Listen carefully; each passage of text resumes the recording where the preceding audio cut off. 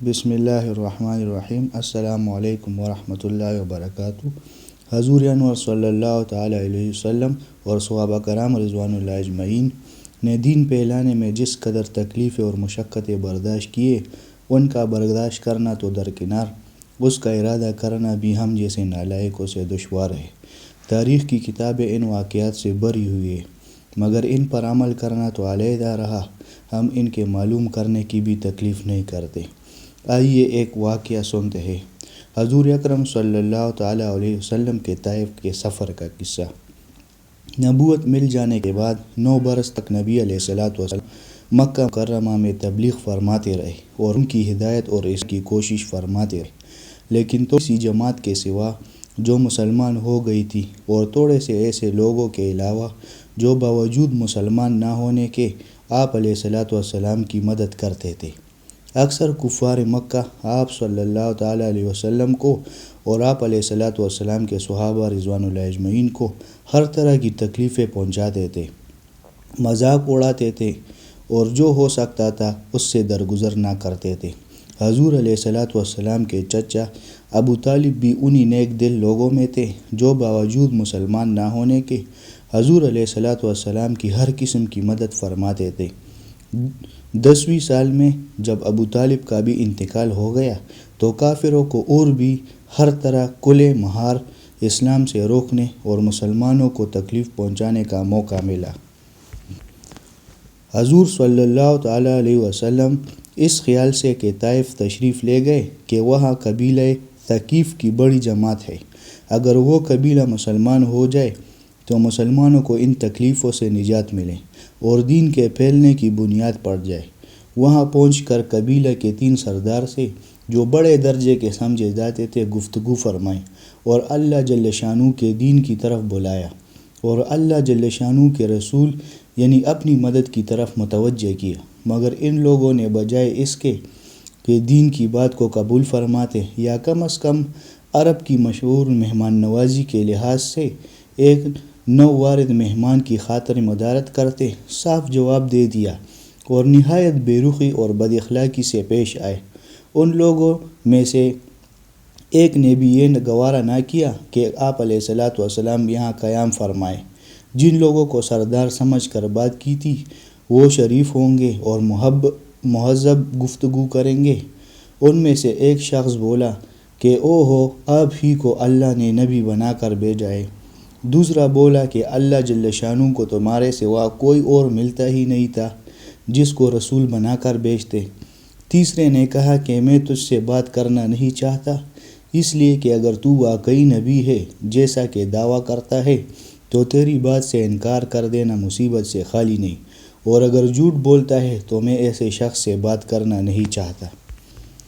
اس کے بعد ان لوگوں سے ناامید ہو کر حضور علیہ السلام نے اور لوگوں سے بات کرنے کا ارادہ فرمایا کہ آپ علیہ السلام تو ہمت اور استقلال کے پہاڑ تھے، مگر کسی نے بھی قبول نہ کیا، بلکہ بجائے قبول کرنے کے حضور علیہ السلام سے کہا کہ ہمارے شہر سے فوراً نکل جائے اور جہاں تمہاری چاہت کی جگہ ہو وہاں چلے جائے۔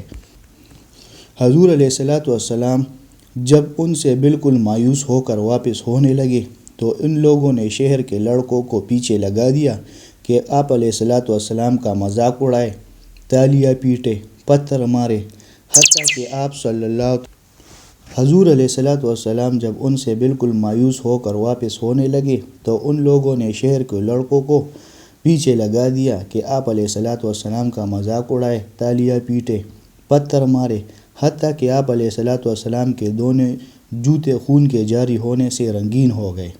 حضور علیہ السلام اسی حالت میں واپس ہوئے۔ جب راستے میں ایک جگہ ان شریروں سے اطمینان ہوا تو حضور علیہ السلام نے یہ دعا مانگی: اے اللہ جل شانہ، تجھی سے شکایت کرتا ہوں میں اپنی کمزوری اور بے بسی کی اور لوگوں میں ذلت اور رسوائی کی۔ اے ارحم الراحمین، تو ہی ضعفاء کا رب ہے اور تو ہی میرا پروردگار ہے۔ تو مجھے کس کے حوالے کرتا ہے؟ کسی اجنبی بیگانے کے جو مجھے دیکھ کر ترش رو ہوتا ہے اور منہ چڑھاتا ہے، یا کسی دشمن کے جس کو تو نے مجھ پر قابو دے دیا؟ اے اللہ جل شانہ، اگر تو مجھ سے ناراض نہیں ہے تو مجھے کسی کی بھی پرواہ نہیں ہے، تیری حفاظت مجھے کافی ہے۔ میں تیرے چہرے کے اس نور کے طفیل جس سے تمام اندھیریاں روشن ہو گئی اور جس سے دنیا اور آخرت کے سارے کام درست ہو جاتے ہیں، اس بات سے پناہ مانگتا ہوں کہ مجھ پر تیرا غصہ ہو یا تو مجھ سے ناراض ہو۔ تیری ناراضگی کا اس وقت تک دور کرنا ضروری ہے جب تک تو راضی نہ ہو۔ نہ تیرے سوا کوئی طاقت ہے نہ قوت۔ مالک الملک کی شان قہاری کو اس پر جوش آنا ہی تھا کہ حضرت جبرائیل امین علیہ السلام نے آ کر سلام کیا اور عرض کیا کہ اللہ جل شانہ نے آپ کی قوم کی وہ گفتگو جو آپ علیہ السلام سے ہوئی سنی اور ان کے جوابات سنے، اور ایک فرشتہ جس کے متعلق پہاڑوں کی خدمت ہے آپ علیہ السلام کی خدمت میں بھیجا ہے کہ آپ جو چاہے اس کو حکم عطا فرمائیں۔ اس کے بعد اس فرشتے نے سلام کیا اور عرض کیا کہ جو ارشاد ہو میں اس کی تعمیل کروں۔ اگر ارشاد ہو تو دونوں جانب کے پہاڑوں کو ملا دوں جس سے یہ سب درمیان میں کچل جائے، یا جو سزا آپ تجویز فرمائیں۔ حضور علیہ السلام کی رحیم و کریم ذات نے جواب دیا کہ میں اللہ جل شانہ سے اس کی امید رکھتا ہوں کہ اگر یہ مسلمان نہیں ہوئے تو ان کی اولاد میں سے ایسے لوگ پیدا ہوں جو اللہ جل شانہ کی پرستش کرے اور اس کی عبادت کرے۔